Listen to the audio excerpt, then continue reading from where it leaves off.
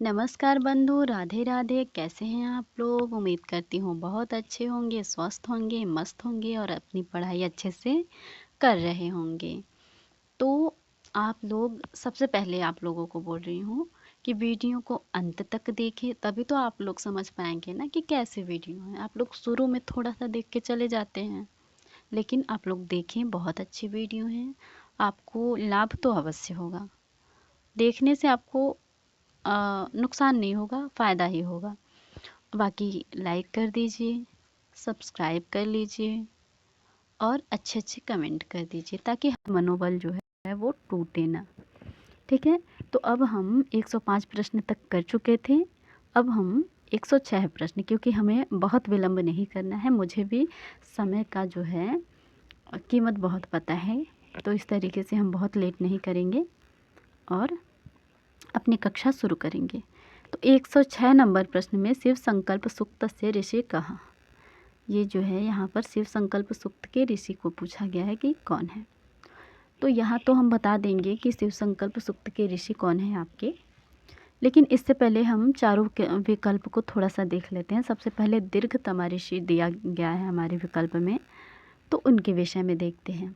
ये दीर्घतमा ऋषि जो हैं विष्णु सूक्त के ऋषि हैं। विष्णु सूक्त जो कि पहले मंडल का 154वां सूक्त है और उसमें छंद त्रिष्टुप है। देवता विष्णु जी है, जो हमारे सिलेबस में नहीं है, नेट के सिलेबस में नहीं है विष्णु सूक्त। उसके बाद आपके दूसरे ऋषि आते हैं वशिष्ठ, ऋषि वशिष्ठ। इन ऋषि के नाम से हमारे सिलेबस में कोई सूक्त नहीं है। इनका उल्लेख महाकवि कालिदास जी के रघुवंशम में मिलता है। ठीक है, और इसके बाद आपके आ जाते हैं हमारे अथर्वा ऋषि। इनको भी हमने देख लिया। हमारे अथर्वा ऋषि आते हैं। अथर्वा ऋषि जो है पृथ्वी सूक्त के ऋषि हैं और अथर्ववेद, पृथ्वी सूक्त जो है अथर्ववेद से संबंधित है और पृथ्वी सूक्त के अथर्वा ऋषि हैं, इसलिए अथर्वा ऋषि का संबंध भी अथर्ववेद से है। और पृथ्वी सूक्त के देवता भूमि हैं और ऋषि तो अथर्वा हैं ही। इसमें छंद त्रिष्टुप, जगति, पक्ति, अष्टि, शकवरी, बृहति, अनुष्टुप, गायत्री इत्यादि सारे छंद हैं और कुल मंत्र इसमें 63 हैं। ठीक है, इस तरीके से अब हम अपने सही विकल्प पे आते हैं और उसकी व्याख्या करते हैं। हमारा सही विकल्प जो है चौथा है, याज्ञवल्क्य। याज्ञवल्क्य ऋषि जो है शिव संकल्प सूक्त के ऋषि हैं। तो देखते हैं, शिव संकल्प सूक्त शुक्ल यजुर्वेद के माध्यन्दिन शाखा, या जिसको वाजसनेयी शाखा भी कहते हैं, उससे संबंधित हैं। और ये जो है 34वां अध्याय है। शिव संकल्प सूक्त जो है वो 34वां अध्याय है और 1 से 6 मंत्र, कुल 6 मंत्र हैं ही उसमें। छंद त्रिष्टुप है, देवता मनस है, ऋषि याज्ञवल्क्य है। ठीक है, इतनी बातें हो गई। अब हम अगले प्रश्न की ओर बढ़ते हैं। अगला प्रश्न है हमारा, सूची द्वयमाश्रित्य समुचितम मेलयत। दो सूचियों का समुचित मिलान करना है हमें 107 नंबर प्रश्न में। तो हम देखते हैं, मान लीजिए हमें इन विकल्पों में से कुछ नहीं पता है, तो हम सबसे पहले अपना लगाएंगे सामान्य कि हमें क्या पता है, थोड़ा देखते हैं। तो सुपर्णखा वर्णन तो सबको पता है, इतनी सामान्य रामायण की जानकारी तो होगी कि सुपर्णखा वर्णन कहाँ पे, तो ये तो बालकांड में ही हुआ होगा। और लंका गमन आपका जो है वो सुंदरकांड में हुआ होगा, जहाँ तक उम्मीद है ना, सुंदरकांड। तो हम पहले दो विकल्प बी का 3 और सी का 4, बी का 3 सी का 4। सुपर्णखा वर्णन नहीं, सुपर्णखा वर्णन बालकांड में कैसे होगा, वो तो ताड़का वर्णन है ना। सुपर्णखा वर्णन आपका अरण्य कांड में, हाँ बिल्कुल सही। जब वो लोग वन में घर छोड़ के चले जाते हैं राम सीता जी, उसके बाद, और जहाँ से राम सीता जी अयोध्या का परित्याग कर देते हैं, वहाँ से अरण्य कांड प्रारंभ हो जाता है, तो वो तो अरण्य कांड में हो जाएगा, क्षमा कीजिए। हम अरण्यकांड, सुपर्णखा का वर्णन जो है वो अरण्यकांड में हुआ था। तो बी का 1 और सी का 4। बी का 1,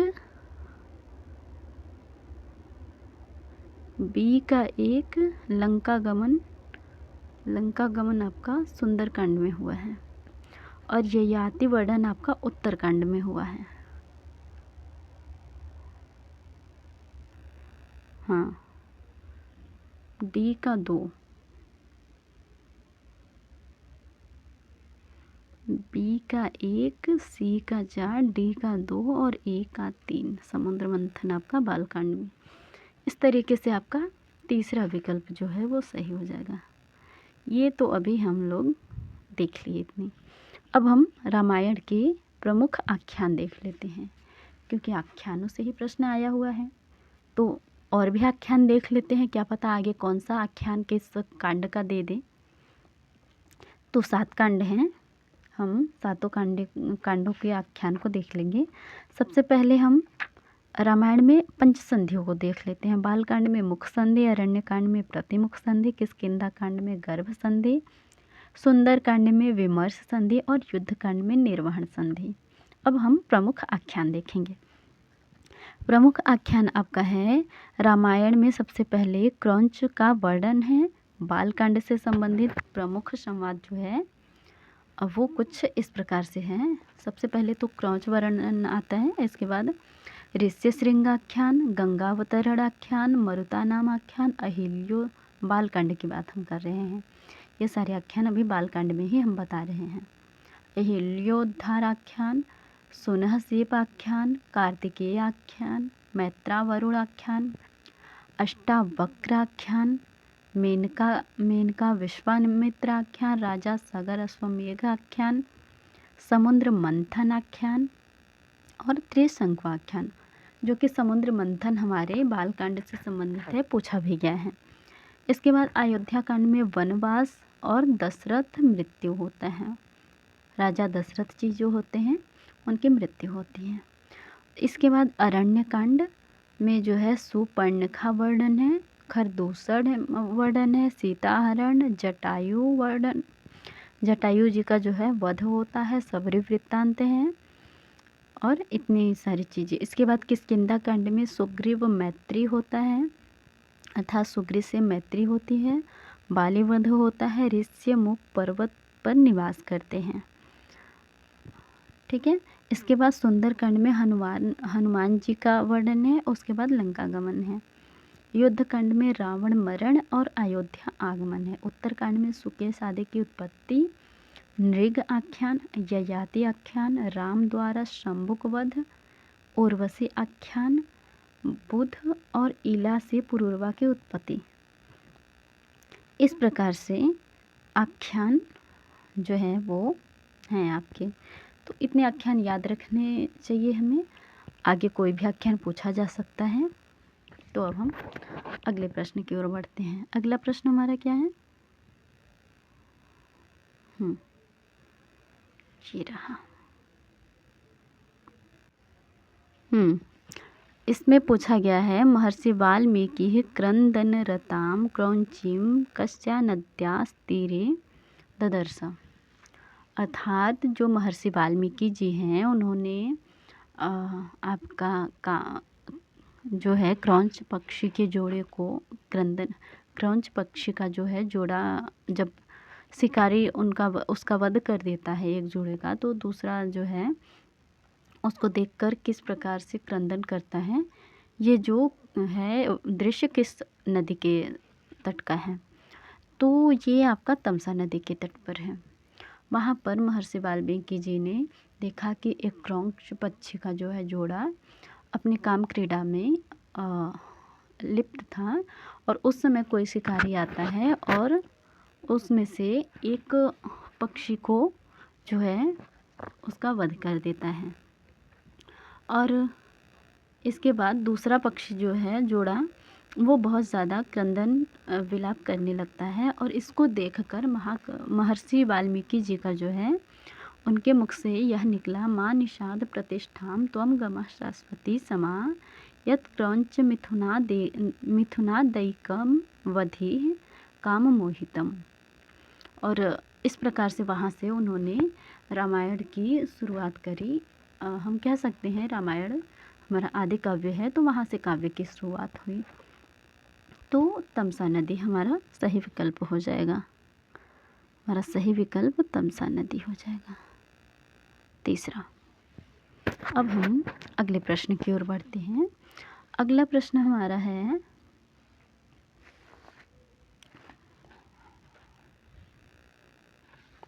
सूचिद्वयमाश्रित्य परस्परम समुचितम मेलयत। हर एक प्रश्न के बाद सूचिद्वयमाश्रित्यम परस्परम समुचितम मेलयत आ रहा है, मतलब इस प्रकार के प्रश्न आप लोगों को बहुत देख लेने चाहिए, मिलान वाले प्रश्न।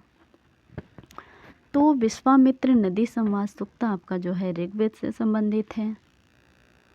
सबसे पहले तो एक का चार मतलब 2 विकल्प गलत हो जाएंगे। इसके बाद रामायणी शाखा हम जानते हैं आपका सामवेद से संबंधित है।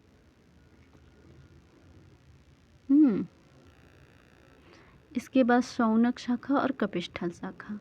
कपिष्ठल शाखा तो आपका यजुर्वेद में, वो भी कृष्ण यजुर्वेद से है, और शौनक शाखा आपका अथर्ववेद से। इस तरीके से आपका ए का डी, बी का सी, बी का 3, ए का 4, बी का 3 और सी का 2, डी का 1।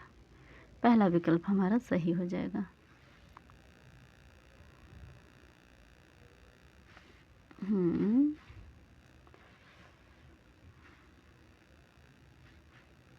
पहला विकल्प सही हो जाएगा।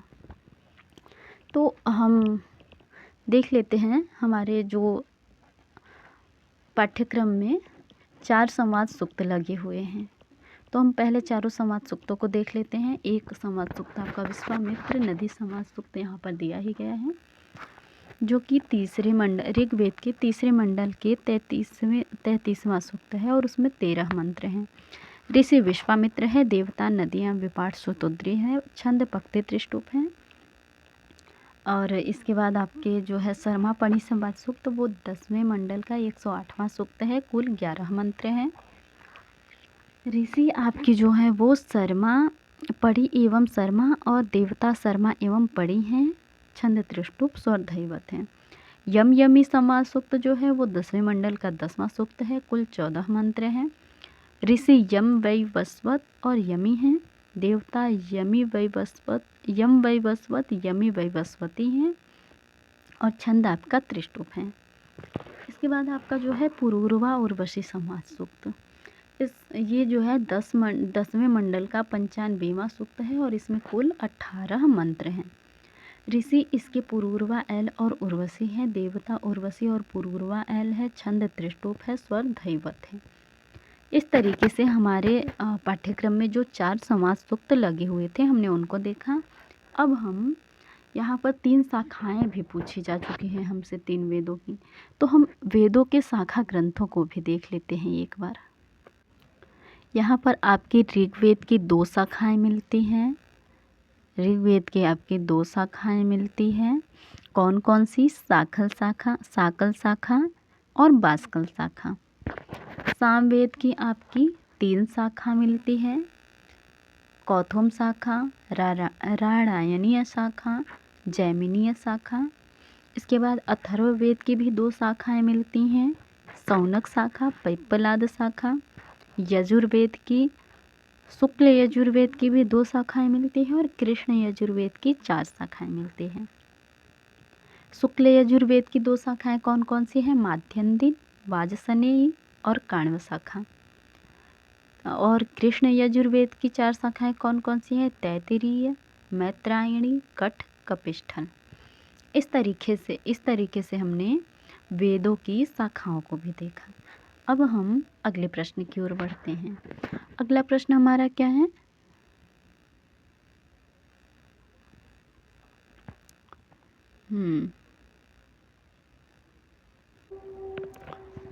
इस प्रश्न में निरुक्तानुसारम निपात भेदेषु परिगण्यते। निरुक्त के अनुसार निपात के भेदों में परिगणित है। कौन कौन सा? अभिव्यापकार्थः उपमार्थकः करणोपसंग्रहः कर्मोपसंग्रहः पादपूरणार्थकः।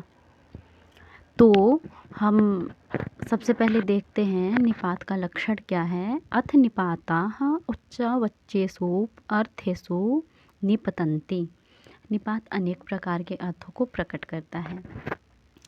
निपात के मुख्य रूप से 3 प्रकार है। उपमार्थक निपात, कर्मोपसंग्रह अथवा अर्थोपसंग्रह निपात, और तीसरा आपका है पादपूरणार्थक निपात। तो इसमें से आपका बी विकल्प, ये करणोपसंहार्थक नहीं है, कर्मोपसंग्रह वाला है। तो डी और ई, बी डी ई आपका तीसरा विकल्प सही हो जाएगा।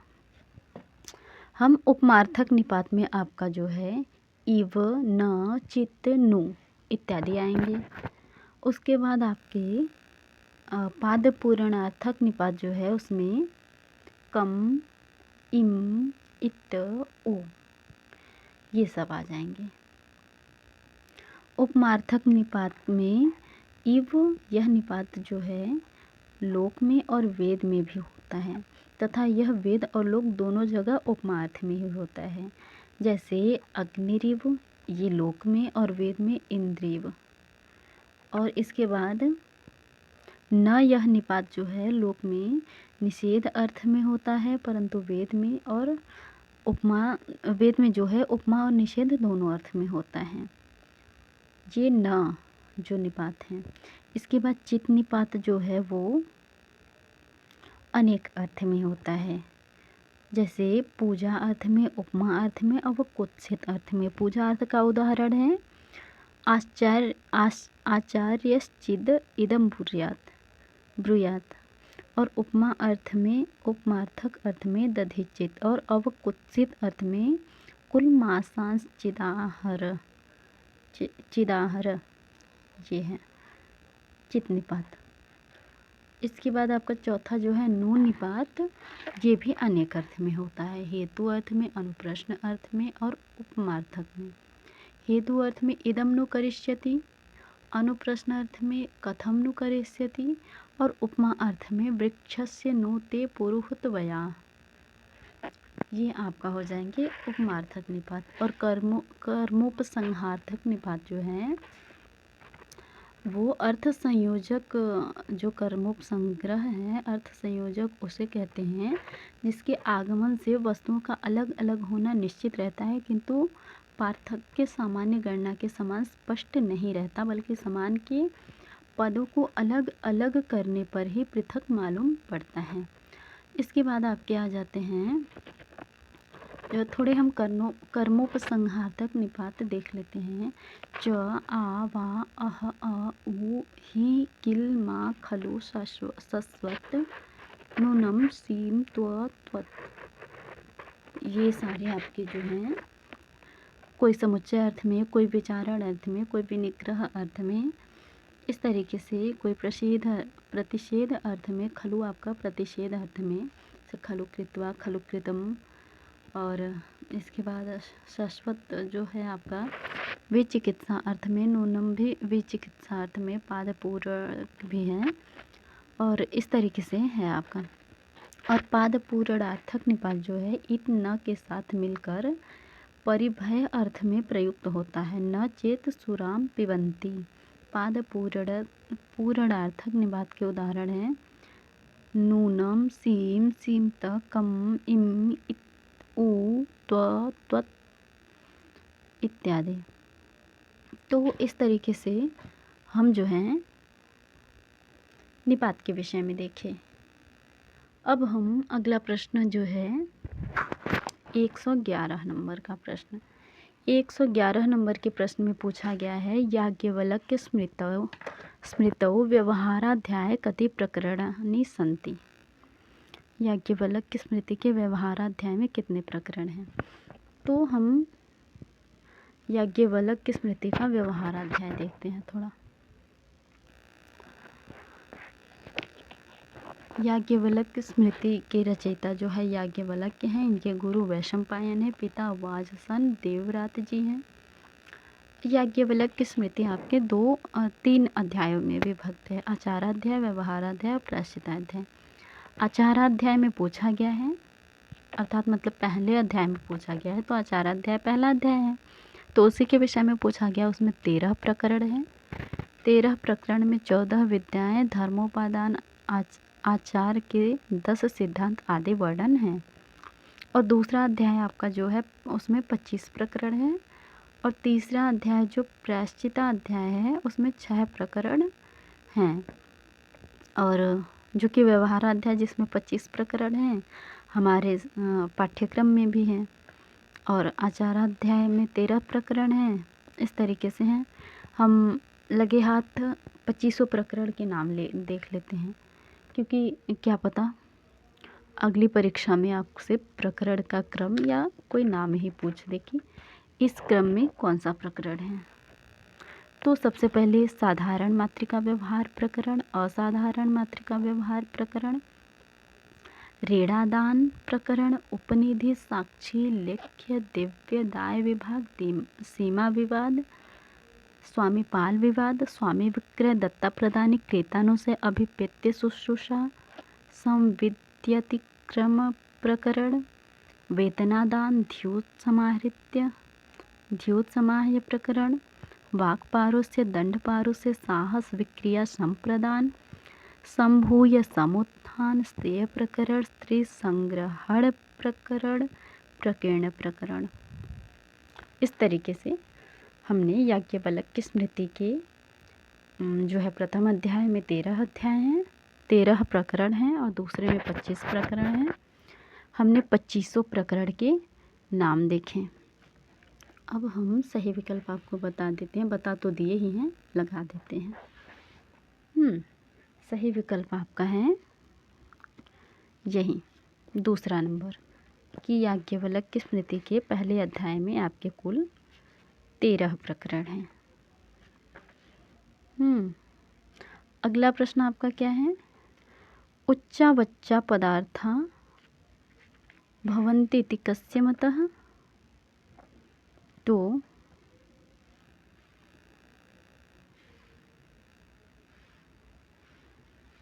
उच्चावच्चा पदार्था भवन्ति इति कस्य मतम्? एक विकल्प हमारा छूट रहा है, इधर छोटा करते हैं। हाँ, तो हमें उपसर्ग या फिर निपात के विषय में, हाँ उपसर्ग के विषय में ही 2 मत मिलते हैं। पहला तो है न निर्बद्धा उपसर्गा अर्थान निराहुरिति साकटायनः, ये साकटायन का मत है। और दूसरा क्या है? उच्चा पदार्था भवन्ति इति गार्ग्यः, तो ये आपका गार्ग्य जी का मत है। उच्चा पदार्था भवन्ति इति गार्ग्यः, यह गार्ग्य जी का मत है। तो इसके बाद हम कक्षा यहीं पे समाप्त करते हैं, नहीं कक्षा लंबी हो जाएगी। अब हम अगली कक्षा में अगले प्रश्न देखेंगे। 112 नंबर तक प्रश्न हुए हैं हमारे, 113 नंबर से प्रश्न हम अगली कक्षा में देखेंगे। तो कक्षा समाप्त करते हैं, धन्यवाद। और प्रश्नोत्तरी आप लोगों को बहुत पसंद आई होगी, उम्मीद करती हूँ, ऐसा मैं कर सकती हूँ उम्मीद। आप लोग अपना जो है थोड़ा सा तो दिया करिए कि हाँ कैसा लगा, कैसा नहीं, अच्छा बुरा जो भी हो कमेंट किया करिए यार। ऐसे कमेंट करेंगे तो मुझे तो पता चलेगा कम से कम, तभी तो हम सुधार कर पाएंगे। तो बस यही थोड़ी सी विनती थी कि मतलब लाइक ना करे चलेगा, सब्सक्राइब ना करे वो भी चलेगा, लेकिन कमेंट कर दीजिए, अच्छा है बुरा है जो भी। तो धन्यवाद, समाप्त करते हैं कक्षा। बहुत लंबी कक्षा आप लोग भी उबने लगते हैं ना, पता नहीं आप लोगों को इंटरेस्ट आ रहा है नहीं आ रहा है, राम जाने। तो बस रखते हैं।